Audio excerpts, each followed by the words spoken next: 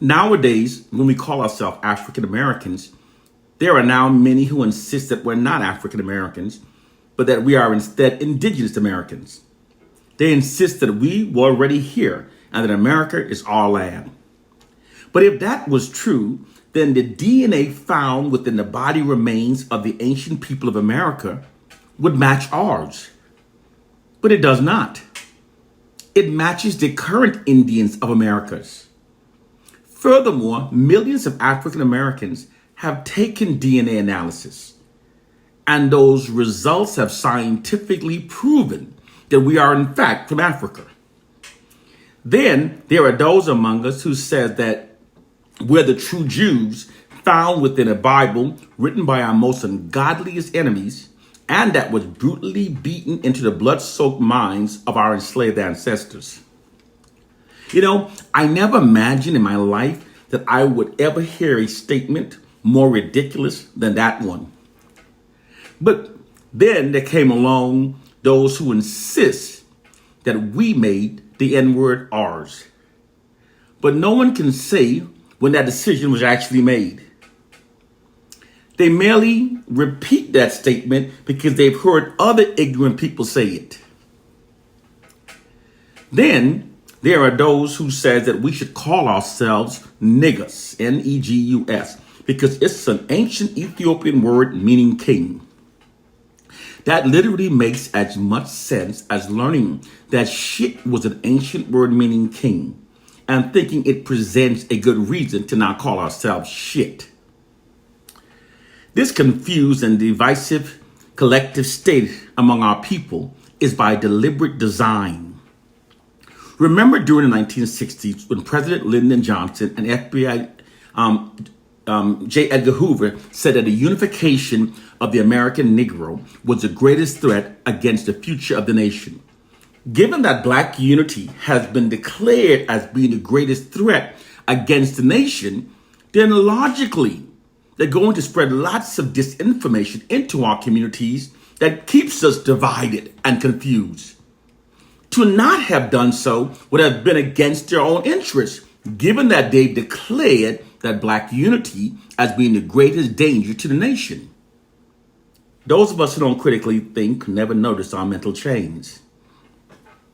Once our national leaders were assassinated, white oppressive forces knew that we're no longer having a singular voice to unify the masses. Now they could exploit the situation by spreading lots of divisive, idiotic ideologies into our communities. Our core problem is that the ignorant ones have been made overconfident and the intelligent ones have been made self-doubting. Therefore, the intelligent ones now remain silent. This silence allows the belief held by the ignorant ones to prevail throughout our communities, keeping the Black masses confused, divided, and mentally enslaved. This is by deliberate design. The tactic is called structural cultural stupidity. It is also called culture of ideological stupidity. This is when a dominant group exploits its monopoly over information that a targeted population receives by constantly feeding them idiotic ideologies. Those among them that are ignorant will then accept the idiotic ideology and then start repeating it and spreading it. These ignorant ones are then given a national media platform to amplify the idiotic ideology they've accepted, while the intelligent, critical thinking ones that have rejected it are denied a national media platform to express their intelligent objection against the idiotic ideology. This creates a one-sided flow of information into the targeted population, promoting the idiotic ideology. This makes the ignorant ones to become overconfident within their state of ignorance.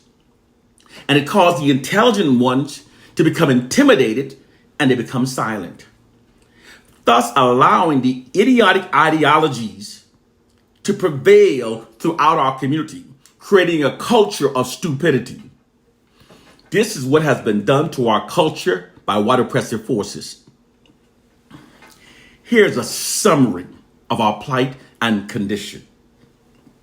Our heroes are dead, and the same group of people that killed them and that have brutalized us for centuries are the same group of people controlling what we believe.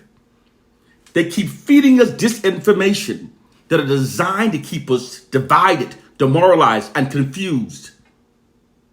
Brothers and sisters, it is time to wake up. And some of our minds are so distorted that we fight against those who tries to free our minds and open our eyes. This is the truth of our plight and condition. It's time to wake up to our reality.